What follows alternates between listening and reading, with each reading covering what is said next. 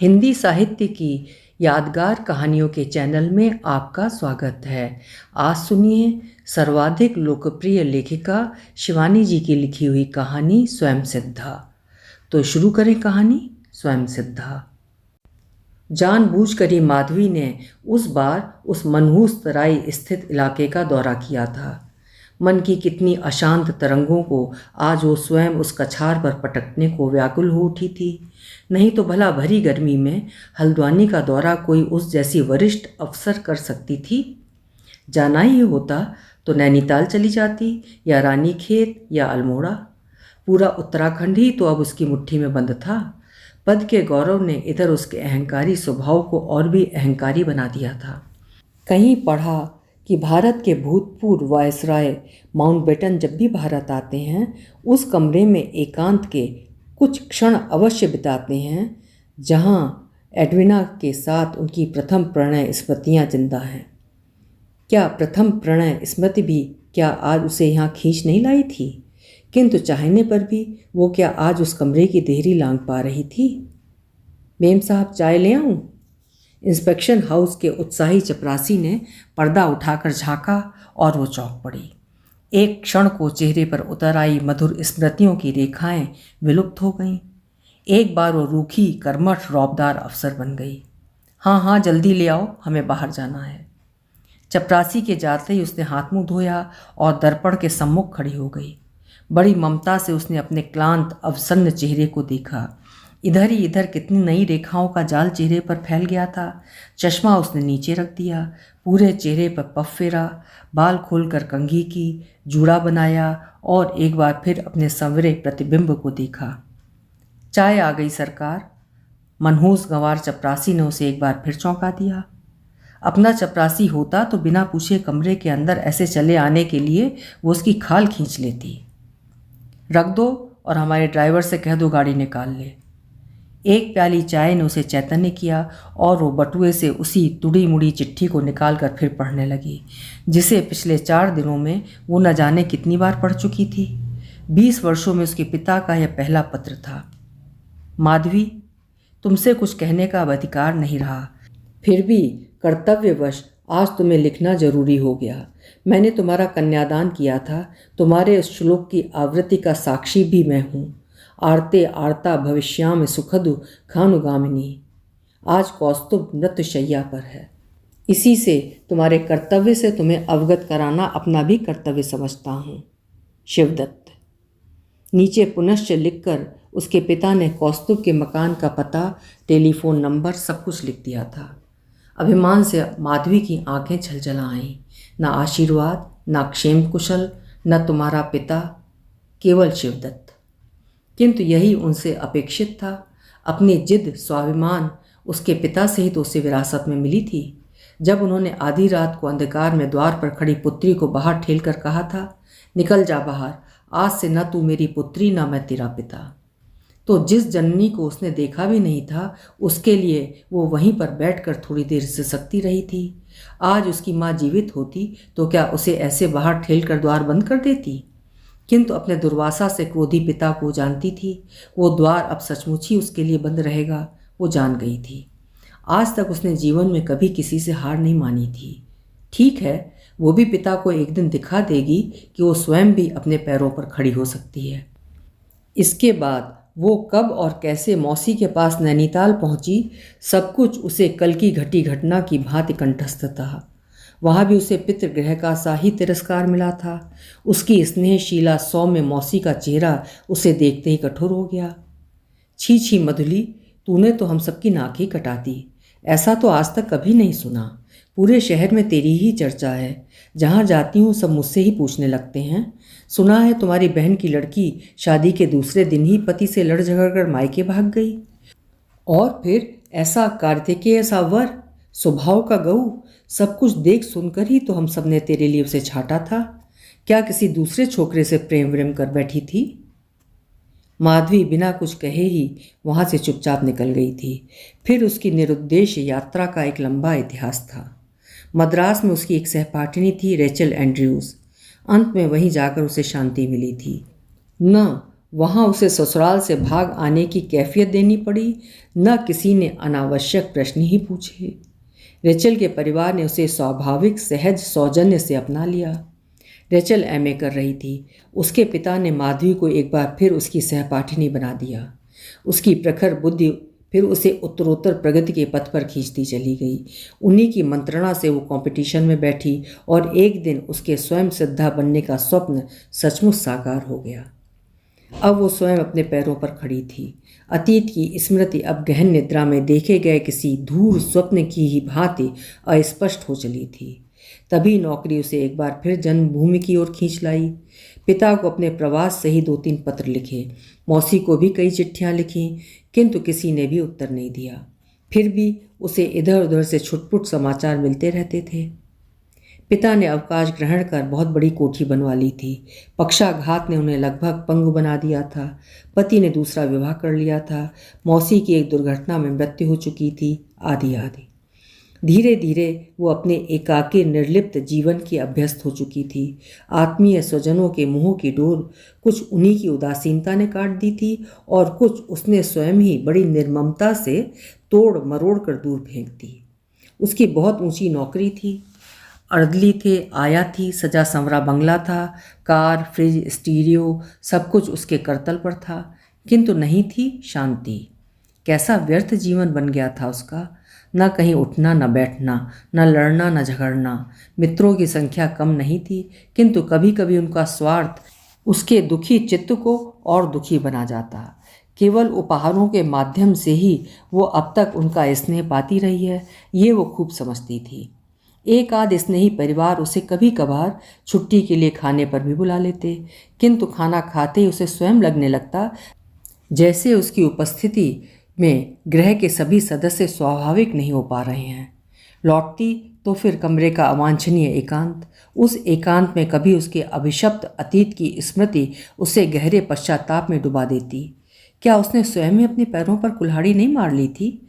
ये भी कैसा विचित्र संयोग था कि आज ठीक उसके विवाह की तिथि के दिन ही उसे पिता का मनहूस पत्र मिला था। इतने वर्षों का अंतराल भी उसके स्मृति पटल से उस तिथि को पहुँच नहीं पाया था। मौसी ने पहले कितना हल्ला मचाया था, नहीं, आषाढ़ में माधवी का विवाह नहीं होगा, आषाढ़ का विवाह सुखी नहीं होता, आषाढ़े दुखिता नारी। किंतु उधर वर को यही महीना ठीक पड़ता था। पिता के तय किए गए रिश्ते पर स्वयं माधवी को कोई आपत्ति हो भी नहीं सकती थी। कौस्तुभ को वो अपनी मौसेरी बहन की शादी में देख चुकी थी। ऊंची काठी के उस सुदर्शन तरुण पर उस दिन अकेली वही नहीं रीझी थी, किंतु विजय उसी की हुई थी। बड़े छल बल से उस दिन उस विवाह की आड़ में अनेक कुमारियों को दिखाने कौस्तुभ की माँ उसे स्वयं लेकर आई थी। कौस्तुभ के पिता स्वयं देवज्ञ मार्तंड थे। अनेक कुंडलियों में उन्होंने माधवी की कुंडली जैसे दांत से पकड़कर उठा ली थी। वाह वाह जोशी जी, आपकी पुत्री की गृह स्थिति देखकर चित्त प्रसन्न हो गया। गुरु, शुक्र, बुध, चंद्रमा चारों ही लग्न में हैं। जीवन में विलक्षण उन्नति करेगी। सुख, ऐश्वर्य, पूर्ण वाहन सुख, उस पर बुध और चंद्र दोनों बलकारक। अपूर्व सुंदरी होगी ये कन्या। उस कुंडली की स्वामिनी मेरी पुत्र वधू बने, ये मेरा अहोभाग्य। किंतु कहाँ चूक गए थे दैवज्ञ मार्तंड। जीवन में उसने विलक्षण उन्नति भी की, ऐश्वर्य भी भोग रही है और उस घातक सौंदर्य की स्वामिनी भी रही है जो कभी उसकी नौकरी का सबसे बड़ा सिरदर्द बन गया था। किंतु उसके राजयोग के साथ साथ उसके राजभंग योग को उसके ससुर क्या नहीं देख पाए होंगे? विदा से पूर्व ही तो उसे वो पत्र मिल चुका था जिसने उसके राजयोग की धज्जियां उड़ा दी थी। बड़ी भूल कर रही हो माधवी, जिसकी सोने की काया पर रीझ दुल्हन बनी उतावली डगे भरती जा रही हो, वो काया कभी तुम्हें सपने में भी नसीब ना हो। इसका मैंने टोना टोटका अनुष्ठान सब कुछ किया है। माधवी, अपने रूप के मद में मत रहना। उससे भी अधिक घातक रूप की वारुणी पिलाकर मैं तुम्हारे पति को बहुत पहले मदालस बना चुकी हूँ। तुम्हारी ही राधिका। क्रोध से माधवी की पूरी देह थरथरा उठी थी। कौन थी वो राधिका? एक बार जी में आया चिट्ठी उठाकर मौसी को दिखा दे, किंतु मौसी का उत्फुल्ल चेहरा देख उसे मलिन करने का साहस नहीं हुआ था। उसने उस चिट्ठी को ब्लाउज में खोस लिया था। ससुराल पहुँचते ही दुर्भाग्य से उसका घूंघट उठा। पहले पहल उसका चेहरा देखने वाली भी वही राधिका थी। कहो जी, मेरी चिट्ठी मिली थी ना? फुसफुसाकर वो फिर खिलखिलाती दूर छिटक गई थी। पूजा के बाद सास उसे गाँव तकिया लगाकर बिठा गई तो क्षण भर के उस एकांत में वो सुंदर चुलबुली फिर उसे घेर कर बैठ गई। सचमुच ही मैं तुम्हारी सौत हूँ माधवी, आज रात को अपने पलंग पर हमारे लिए जगह रखना, समझी। क्रोध से संभ्रांत शिष्ट माधवी के कपोल दग्ध हो उठे थे। कैसी बेहया थी यह परिचिता। फिर जीवन की उस अविस्मरणीय रात के एकांत में जब पति ने उसका चिबुक स्पर्श कर चेहरा उठाया तो दिन भर का आक्रोश सिसकियों में फूट पड़ा था। मुड़ी सी चिट्ठी उसने पति को पकड़ा दी और घुटनों में सिर डालकर सिसकने लगी। यह उसी मधुयामिनी का आरंभ था जिसके उसने कई रातों तक जाग जाग कर मधुर सपने देखे थे। कुछ देर तक कमरे में एक विचित्र निस्तब्धता छा गई। माधवी, आज भी माधवी उस गंभीर स्वर की खनक को भूल नहीं पाई है। तुम पढ़ी लिखी हो, किसी से कुछ उल्टा सीधा सुन लो, इससे सच बात मैं ही तुम्हें बताऊंगा, ये मैंने सोच लिया था। इस बीच वो वज्र मूर्खा तुम्हें अंड बंड लिख देगी, ये मैं क्या जानता था। फिर उसने बड़े दुलार से घुटनों में डूबा माधवी का अश्रुसिक्त चेहरा उठाया था। मेरी ओर देखो माधवी। और माधवी की सहमी आंखें स्वयं उसकी ओर उठ गई थीं। उस सुदर्शन शांत चेहरे पर विकार की एक भी रेखा नहीं थी। केवल एक क्षण को उसका गोरा चेहरा दिवस धूसर शशि सा ही म्लान हो उठा था। राधिका को मैं बचपन से जानता हूँ, उसका स्वभाव ही ऐसा है। बिना कुछ सोचे समझे ऐसे ही ऊट पटांग मजाक कर बैठती है। उसकी किसी भी बात पर विश्वास मत करना माधवी। किस किस बात का विश्वास करोगे जी। गले में लहरिया जयपुरी चुन्नर का आंचल डाले तभी अभियुक्ता खुली खिड़की से जंगली बिल्ली सी भीतर कूद कौस्तुभ के सामने खड़ी हो गई थी। उत्तेजना से उठता गिरता उसका सुडौल वक्षस्थल, अंगारे से दहकते कपोल और तरंगित भूभ्रंग देख माधवी ने अविश्वास से अपने नवीन सहचर को देखा। उस शांत निर्विकार चेहरे पर कहीं भी अपराधी का क्षोभ नहीं था। तब क्या वो सचमुच ही मजाक कर रही थी? किंतु क्या उसके अभिनय को वो अभिनय रूप में स्वीकार कर सकती थी? तुम मुझे काट कर बाहर फेंक दोगे तब भी मैं यहाँ से नहीं टलूंगी। आज जो सहारा मेरा है वो हमेशा मेरा रहेगा, समझे। और फिर वो दुस्साहसिनी बड़े आत्मविश्वास से पैर फैलाकर सजे पलंग पर लेट गई थी। माधवी संभ्रांत संस्कारशील परिवार की मान्यताओं में पलकर बड़ी हुई थी। उस पर मातृहीना पुत्री को पिता के लाड़, मौसी मामा के दुलार ने आवश्यकता से अधिक जिद्दी बना दिया था। जीवन में पहली बार वो अपमान के आघात से विचलित हो विवश क्रोध से अवश हो गई थी। अब उस परिहास रसिका के अभियोग का खंडन क्यों नहीं कर रहा था कौस्तुभ। एक क्षण को पति के निर्विकार चेहरे को देखती रही, फिर उसका उग्र तेजी स्वभाव मुखर हो उठा। तुमने इसी से विवाह क्यों नहीं कर लिया? उसका तीखा प्रश्न कमरे की निस्तब्धता में डंके की चोट सा बज उठा था।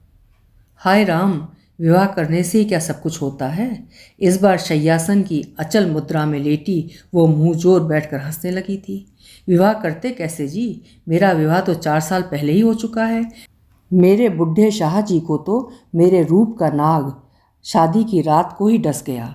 अपनी दूसरी सौत के मरने के 8वें साल में उन्हें जुटी। बहुत दिनों का भूखा कंगाल कहीं 56 व्यंजनों का थाल पाकर अनाप शनाप ठूंस ले तो पेट फटेगा नहीं तो और क्या होगा। बस रात को ही लकवा पड़ गया। तब से पलंग पर पड़ा बुढ़ा गोंगियाता रहता है। उधर मेरी चांदी ही चांदी है। ना सास ससुर ना देवर जेठ। दिन भर बुढ़े की सेवा करती हूँ और जब रात को तुम्हारे भोले सास ससुर सो जाते हैं तो इसी खिड़की से कूद इनकी सेवा करती हूँ।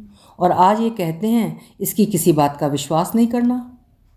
एक क्षण को कौस्तुभ उस मुखरा की बकर बकर से बौखला गया था। राधिका, तुम चुप नहीं हुई तो मैं तुम्हें इसी खिड़की से नीचे ढकेल दूंगा। नहीं, माधवी का शांत स्वर आवेगहीन था। उसे अब नहीं ढकेलना होगा, मैं ही जा रही हूँ। ईश्वर करे ये तुम्हारी वैसी ही सेवा करती रहे जैसे पिछले 4 सालों से कर रही है। और फिर वो द्वार खोलकर बाहर निकल गई थी। इतने वर्षों में फिर उसने कभी ससुराल की देहरी नहीं लांगी थी। उस सुदीर्घ अज्ञातवास के बाद अपने प्रत्यावर्तन में उसने स्वयं ही कई रोड़े अटकाए थे, किंतु अंत में उसे आना ही पड़ा था। आज वो प्रदेश की एक वरिष्ठ सुख्यात अफसर थी। उसके रूखे स्वभाव, ईमानदारी, कार्यपटुता और सर्वोपरि अपने पुरुष सहकर्मियों से गज भर की दूरी बरतने की अनेक किंवदंतियाँ प्रसिद्ध हो चुकी थीं। अपने अक्षत कौमार्य को वो जिस अमानवीय आत्मसंयम से बत्तीसी के बीच जीप सी सेंकती चली आई थी, उसका प्रमाण गहरी कठोर झुर्रियों के रूप में उसके पूरे चेहरे पर फैल उसके लावण्य को लील चुका था। नौकर उसके भय से थरथर काँपते, किंतु गृह के एकांत में वो फिर एक निरीह असहाय अबला बन जाती। रात को कहीं पत्ता भी खड़कता तो वो सिरहाने धरी पिस्तौल संभाल लेती। कभी गहरी तृषाक्रांता के मुंह से विधाता ने जोर से लबलबाता जलपात्र लगाकर बिना उसके पिए ही छीन लिया था। उसने उसकी तृषार्त करुण दृष्टि को अब भयावह रूप से हिंस्र बना दिया था। जानबूझकर ही हाथ में आई शक्ति का दुरुपयोग करने में उसके अशांत चित्त को अनोखी शांति मिलती थी। जहाँ किसी सुखी दंपत्ति को एक ही जिले में नियुक्त देखती, चट से अपने कानूनी आदेश से बिलबिलाती पत्नी का तबादला किसी दूरस्थ जिले में कर देती। इधर उसे एक लत और पड़ गई थी। पहले कभी नींद नहीं आती थी तो एक आध गोली खा लेती थी, किंतु अब अनिद्रा उसे नित्य ही पागल बनाने लगी थी। इसी से वो पैथेडीन लेने लगी थी। अनिद्रा के इस रोग का भी करुण इतिहास था।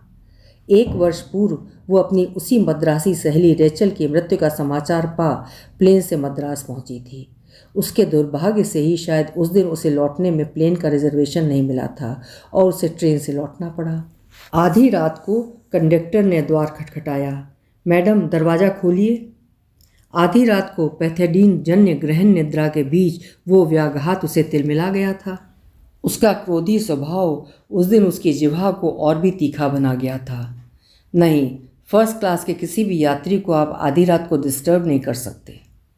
आपको खोलना होगा मैडम। जो यात्री बाहर खड़े हैं उनके 2 बर्थ आपके डिब्बे में पहले से ही रिजर्व्ड हैं। किसी तरह साड़ी लपेट भुनभुनाती हुई वो उठी, चिटखनी खोली और मुंह फेर कर सो गई थी।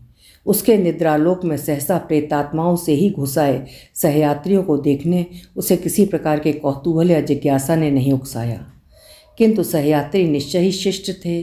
स्त्री फुसफुसाकर ही बोल रही थी और पुरुष के धीरे धीरे सामान लगाने की गतिविधि से ही वो समझ गई कि बेचारा ऐसे प्रयत्न कर रहा था जैसे तेज तर्रार सोने वाले की निद्रा में कोई व्याघात ना हो। फिर उसे स्वयं नींद आ गई। किसी बड़े स्टेशन पर जब गाड़ी रुकी तो पौ फट चुकी थी। कॉफ़ी का कलरव सुन वो हड़बड़ा कर उठ बैठी। दक्षिण के स्टेशनों की वो तेज कॉफ़ी उसकी पुरानी दुर्बलता थी। कांसे का गिलास मुंह से लगाया तो सहसा उस दिवंगता सखी का स्नेहालु चेहरा आंखों के आगे आ गया, जिसे वो कब्र में सुलाकर लौट रही थी। रेचल के पिता रेलवे में थे। प्रायः ही उनसे पास लेकर दोनों सखियां इसी गुंटूर के स्टेशन तक चली आती और छक्कर बड़े खा कॉफ़ी पी जूड़ों को सुवासित बेले के गजरों से लपेट कर घर लौटती। उसके असहाय एकाकी जीवन की वो ज्योति भी अचानक ऐसे दब से बुझ जाएगी उसने कभी सोचा भी नहीं था। उसकी आंखें सहसा छलछला उठीं। उन्हीं डबडबाई आंखों से सामने की बर्थ पर नींद में बेहोश डूबे अपने सहयात्रियों को उसने पहली बार देखा। पुरुष पार्श्व परिवर्तन कर लेटा था, किंतु स्त्री उसी की ओर मुख फेर कर सो रही थी। उसके मेद बहुल शरीर की भीम कटी की परिधि जैसे चौड़ी बर्थ में भी नहीं अट रही थी। सकपका कर माधवी ने दृष्टि फेर ली थी। कहीं जग गई तो बेचारी व्यर्थ ही अपदस्थ होगी, किंतु वो नहीं जगी। जगा पुरुष। अपने दोनों लंबे पैर झुलाते ही वो एक सामान्य से झटके से नीचे उतर आया। एक पल को दोनों की आंखें परस्पर टकराईं और माधवी के हाथ का गिलास कांप गया। विधि का एक ऐसा क्रूर परिहास था।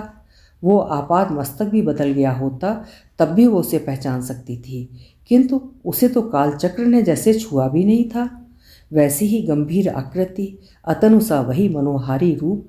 वो स्लीपर पहन बाहर चला गया। माधवी कॉफ़ी वाले को पैसे देने लगी तो उसके दोनों हाथ कांप रहे थे। जिस घाव के टाँके भी उसकी त्वचा में घुल मिलकर एकाकार हो गए थे, आज वही घाव किसी पुराने नासूर की भांति रिसने लगा था। इतनी रात को वो दूसरे डिब्बे में भी तो नहीं जा सकती थी। पौ पटने पर भी दिवालोक धूसर था। उधर गाड़ी ने सीटी दे दी थी।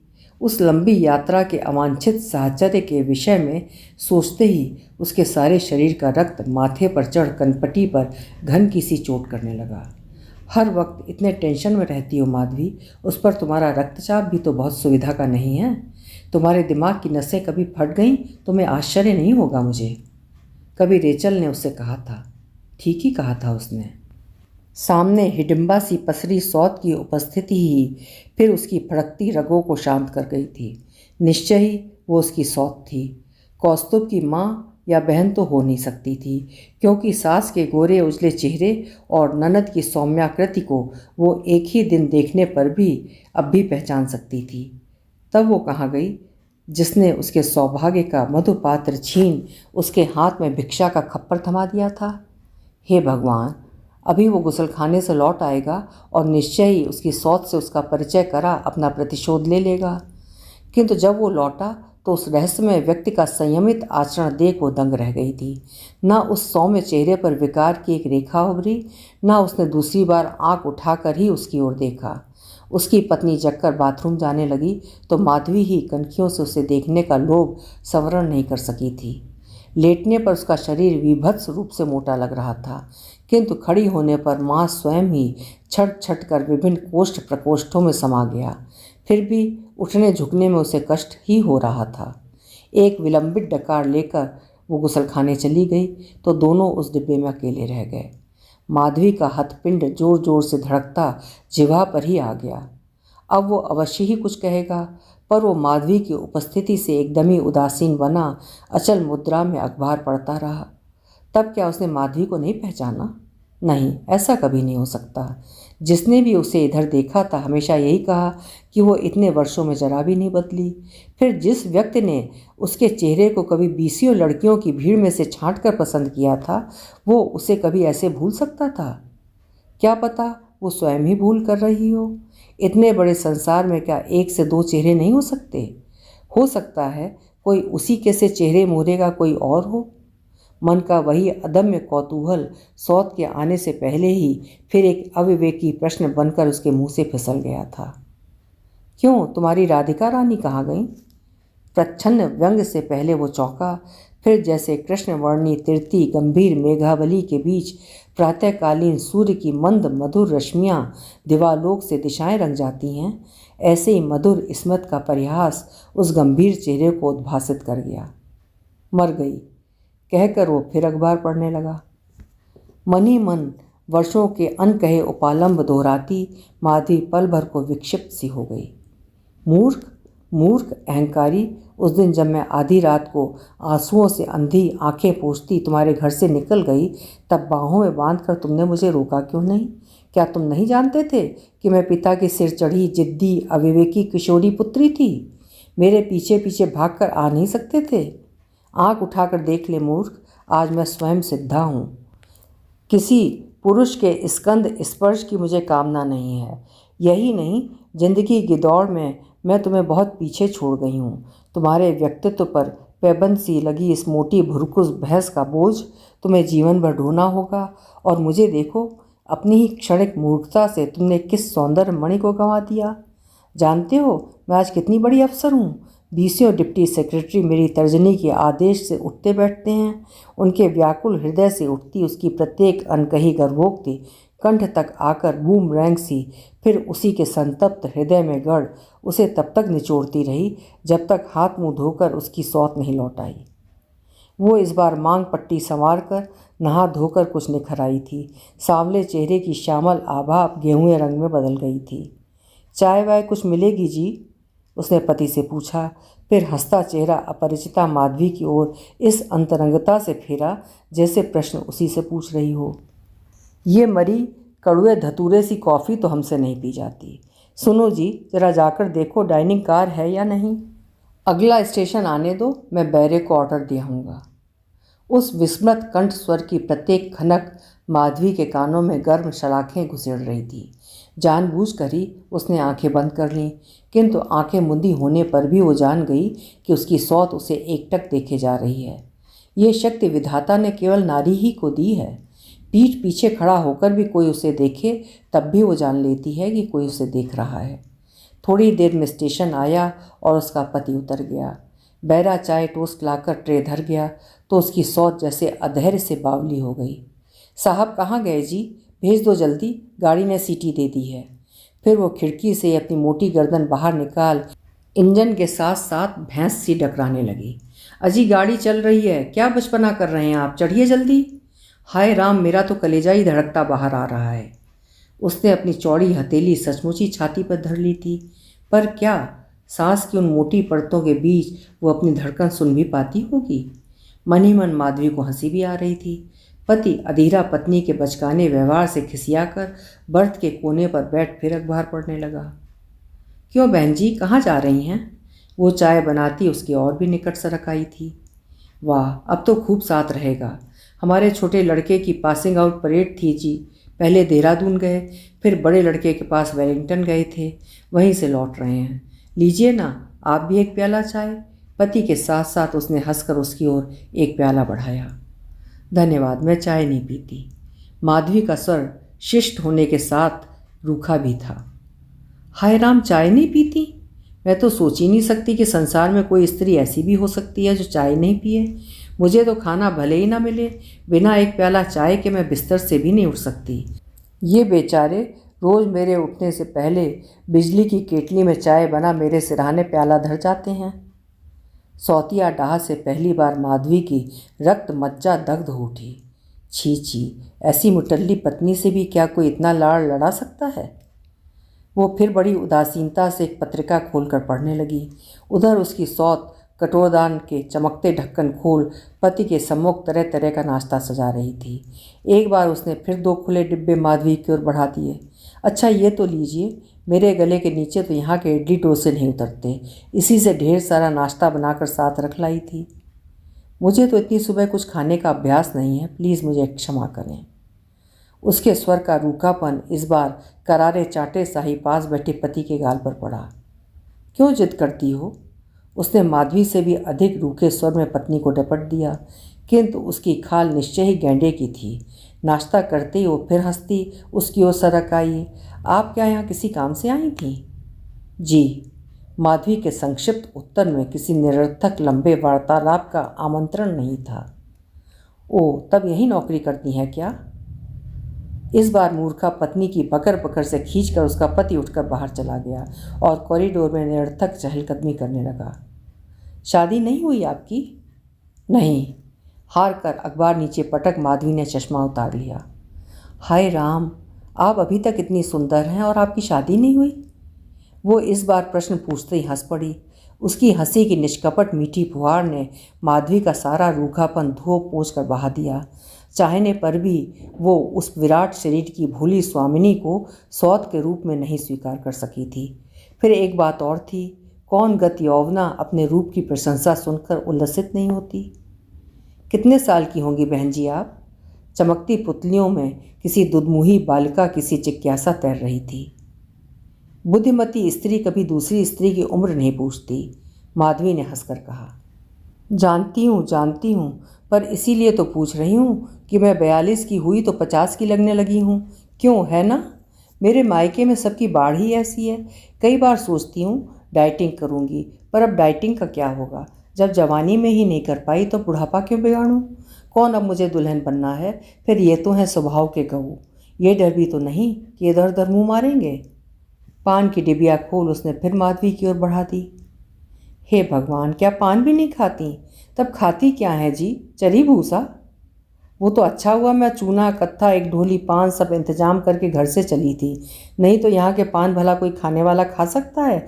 मरे चीनी पाक कर बीड़ा थमाते हैं। माधवी जितना ही उसे देख रही थी उतना ही उसका कलेजा ठंडा होता था। देखने में ही नहीं, उसके उठने बैठने का तरीका भी उसके व्यक्तित्व सा ही थुलथुला था। उठती तो कभी साड़ी की भांजें सरसरा के धरा पर बिखर जाती, कभी लंबे आंचल से बुहारी से लगाती कटोरदान का ढकना छन्न से नीचे गिरा देती और कभी सुराही ढुलका देती।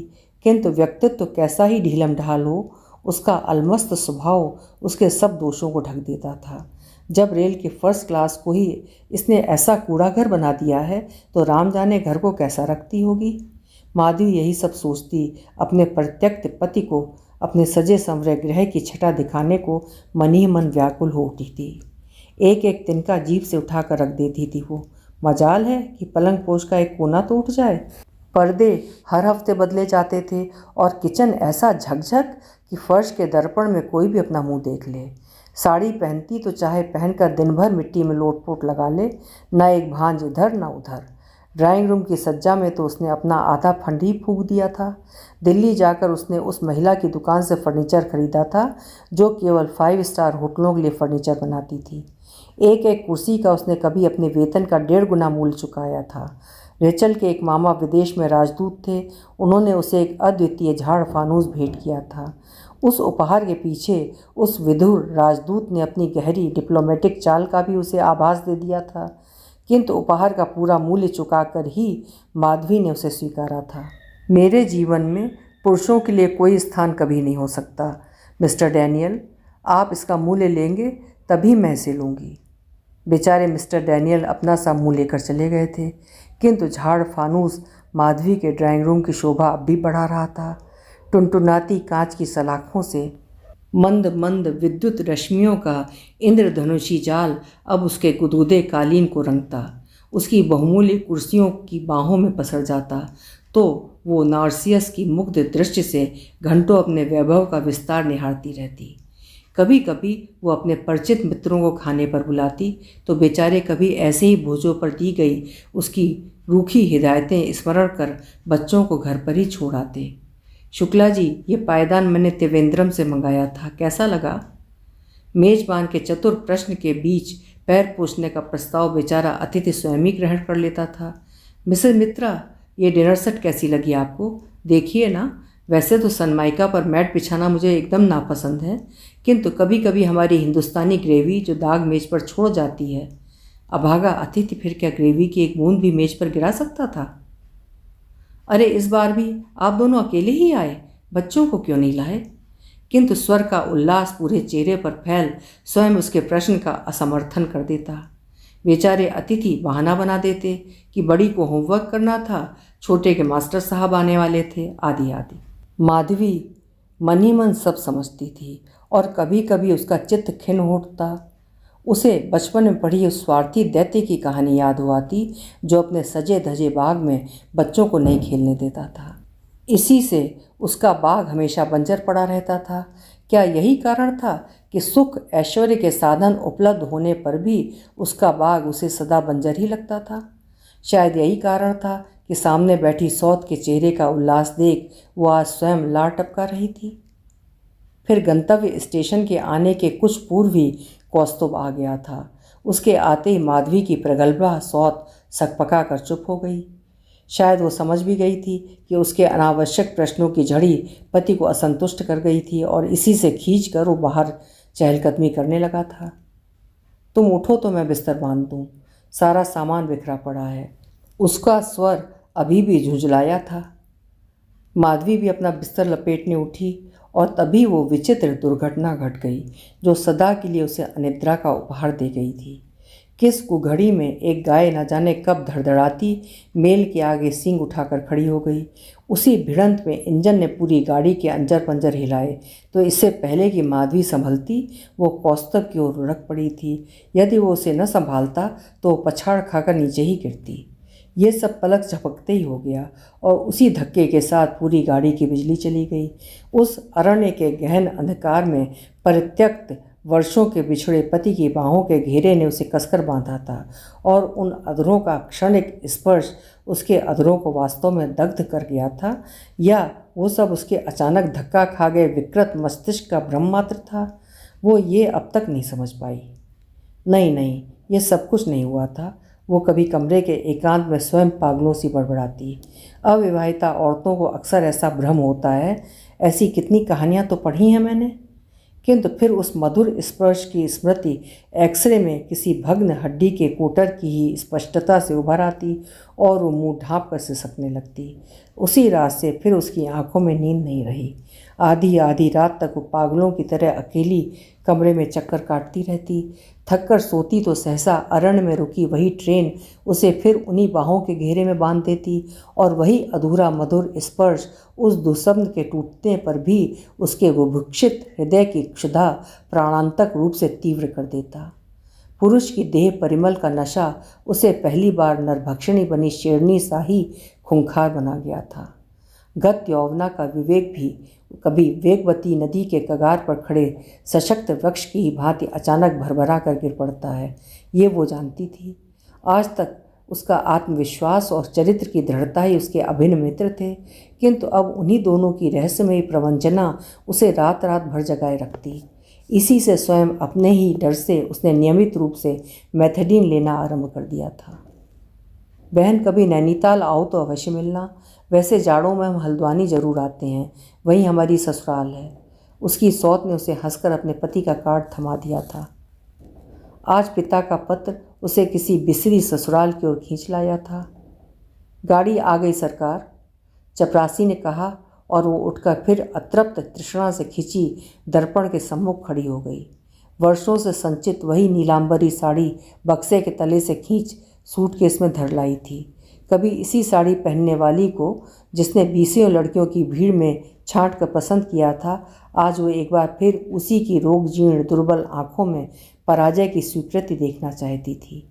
कनपटी से झांकते सफ़ेद बालों को उसने फिर यत्न से चुन चुन कर दूर फेंक दिया और फूलदान में लगी एक अर्ध प्रस्फुटित कली जूड़े में खोस ली। होने को तो उसमें एक सुंदर खिला गुलाब भी था, किंतु जूड़े में खिला गुलाब खोसने की उम्र अब बहुत पीछे छूट गई थी। उसके होठों से एक लंबी सांस निकल गई। गुरुदेव की कविता की एक पंक्ति कभी उसकी बंगाली अध्यापिका मीरा दी ने उसकी ऑटोग्राफ बुक में लिखी थी। जे फूल न फूटी ते झरे छे धरनी ते, जे नदी मरु पते हारा लो धारा। मीरा दी उसके अभिशप्त अतीत की पूरी कहानी सुन चुकी थी, इसी से शायद उसी के जीवन की व्याख्या उस पंक्ति में स्पष्ट कर गई थी। वो खिलने से पहले ही झर गया, मुरझाया फूल ही तो थी, मरुपथ की पथभ्रष्टा नदी। कार में बैठते ही फिर उसने आंखें बंद कर लीं। खुले कांच से आती तराई और पहाड़ के संगम की सुहावनी हवा उसे वर्षों की बिछुड़ी जननी के स्पर्श से ही मीठी लगी। कल्पना लोक की अद्भुत धरनी पर पग धरती वो फिर नई दुल्हन बनी। हल्द्वानी की अली गलियों से गुजर रही थी। बीच बीच में वर्षों पूर्व नौशा बने पार्श्व में बैठे कल्पित कौस्तुभ का स्पर्श भी उसे गुदगुदाता जा रहा था। बरेली का कामदार लहंगा, गुलमाग के रेशमी पिछौरे की सेहरन, हाथ भर काली चूड़ियों की खनक, कुछ भी तो नहीं भूली थी वो।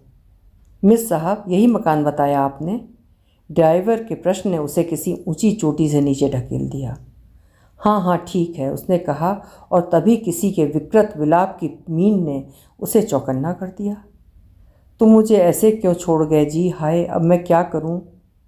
माधवी ने ठीक ही सुना था। स्वर उसी मकान से आ रहा था।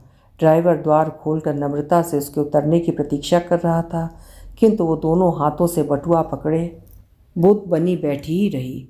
उसके जी में आया वो चुपचाप लौट जाए, किंतु नारी कैसी ही पाषाणी क्यों ना हो, पावन अग्नि के फेरे क्या सहज ही में भूल सकती है। वो उतरी और धीर मंथर गति से चलती हुई द्वार पकड़कर खड़ी हो गई। चादर से ढकी देह अचल पड़ी थी। कमरे में अगरबत्ती की गहन धूम्र रेखा के बीच भी उसने खुले चेहरे की भव्य शांति को देख लिया था। नहीं नहीं, मृत्यु के पश्चात भी जिसके चेहरे पर ऐसा देदीप्यमान तेज हो, वो जीवन में कभी कोई पाप नहीं कर सकता। स्वयं अपना ही गहवर शत्रु बना माधवी का गला घोंटने लगा। रुद्ध कक्ष में एक भयावह निस्तब्धता थी। पुरुषों के सिर झुके थे, स्त्रियां सिसक रही थीं। पति के सिरहाने बैठी उसकी सौत बार बार पछाड़े खाती टिड्ढिब सा करुण विलाप कर रही थी, और पास बैठी स्त्रियां आंखें पोंछती उसे बार बार संभाल रही थीं। माधवी चुपचाप द्वार की ओट में सिमटी एकटक उसे देख रही थी, जिसकी छाती पर गिर गिर कर ना अब उसे विलाप करने का अधिकार था, ना अपने वैधव्य के लिए आंसू बहाने का। उसकी आंखों में सूख गए आंसू और कंठ ही में सिमट गया विलाप भला सुन ही कौन सकता था। मृत्यु के पवित्र घेरे से घिरी पति के उजले अतीत को एकदम खुली पुस्तक सा बाँच गई थी वो। निश्चय ही वो उस स्वयं दूती उल्टा राधिका का क्रूर परिहास था। फिर भी उस मूर्खा ने पति का अविश्वास किया था। घाट जाने का पूरा आयोजन ही करीब करीब हो चुका था। पूरे कमरे में प्लेटफॉर्म पर आ गई रेल को देखकर उठते भागते कुलियों की सी ही हड़बड़ मचने लगी थी। माधवी अब और नहीं रुक सकी। एक प्रकार से भागती पड़ती ही कार में जाकर बैठ गई, और उसकी विकृत सिसकी ही ने ड्राइवर को घर चलने का आदेश दिया था। डाक बंगले में उस कमरे में वो द्वार बंद कर जाने कब तक विक्षिप्त सी ही बैठी रही थी। चपरासी बंद द्वार से ही मैं कुछ नहीं खाऊंगी, तबीयत ठीक नहीं है, सुनकर सहम कर चला गया था। अगरबत्ती के तीव्र सौरभ का धुआं उसके नथनों में बस गया था। उधर संध्या होते ही नित्य के बाद अभ्यास के लिए उसके संतप्त प्राणों की आकुलता क्षण प्रतिक्षण तीव्रतर होती जा रही थी। चौथ का चंद्रमा किसी ढीठ शत्रु सा ठीक उसकी खिड़की के कांच पर उतर आया था। मौसी कहती थी, भूल कर भी चौथ का चंद्रमा कभी मत देखना मधुली, कलंक लगता है। इससे बड़ा कलंक अब और उसे लग ही क्या सकता था। खिड़की खोलकर बड़ी देर तक उसे निहारती रही।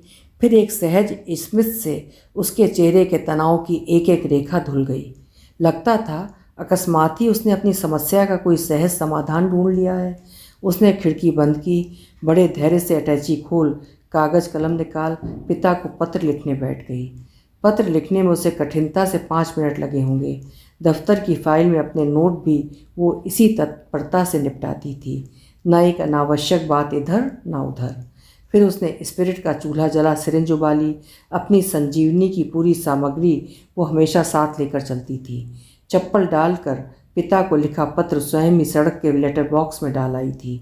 चिट्ठी डालने लगी तो पहली बार उसकी शुष्क आंखें आर्द्र हो उठीं। लगा वो दूसरी बार दुल्हन बनी सदा सदा के लिए पितृगृह से विदा ले रही है। फिर बड़ी निर्ममता से उसने आंखें पोंछीं और कमरे में लौट गई। कैसा ही कठिन निर्णय क्यों न हो, उसे कार्यान्वित करना उस अद्भुत स्वयं सिद्धा के लिए कभी भी कठिन चुनौती नहीं बना था। इस बार भी उसे विलंब नहीं हुआ। पूरे सप्ताह की संजीवनी वो एक साथ शरीर में प्रविष्ट कर चुपचाप लेट गई। मृत्यु के तीसरे दिन पुत्री का पत्र पिता को मिला था। पिताजी, आपके आदेश का पालन कर सप्तपदी के उस पावन श्लोक की महिमा अक्षुण्ण रखकर जा रही हूँ। जानती हूँ मेरा अपराध आपकी दृष्टि में ही नहीं, स्वयं मेरी अपनी दृष्टि में भी अक्षम्य था, किंतु क्या मेरा ये पश्चाताप उस कलुष को स्वयं प्रक्षालित नहीं कर देगा? वहाँ जाकर कम से कम इस अदालत में तो सिर उठाकर कह ही सकूँगी, अति आर्ता भविष्यामि सुखदु खानुकामिनी। आपकी माधवी। अभी आप सुन रहे थे शिवानी जी की लिखी हुई उनकी एक प्रसिद्ध कहानी स्वयं सिद्धा। कल मिलेंगे फिर किसी उत्कृष्ट कहानी के साथ। आपका समय शुभ हो।